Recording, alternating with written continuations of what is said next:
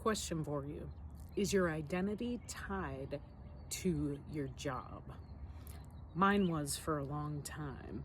And I think we are kind of trained over life to do this, right? It started for me in college where the first question everyone asked was, "What's your major?" Right? And then after college, or if you don't go to college, then after high school, right? It's, what do you do? What kind of work do you do? And that's a very common question in society for the United States, right? And so we are basically trained to identify with our job.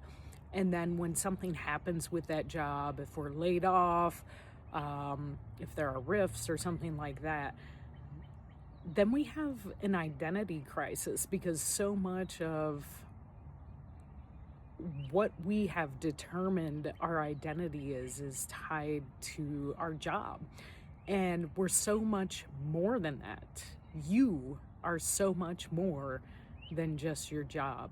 And so I was listening to this podcast this morning, and the guest was talking about how it's important to create a mission statement for yourself and think about what is your value that's not necessarily tied to a job title.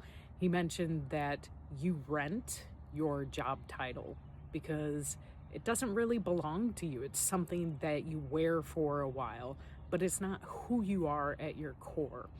So this is something that I'm playing with this morning, thinking about who I am and who my identity is. And I challenge you to do the same thing, because you're so much more than just the job title that you have right now. So take a stab at it. If you're open to share, I'd love to hear it. Take care. Love you. Bye.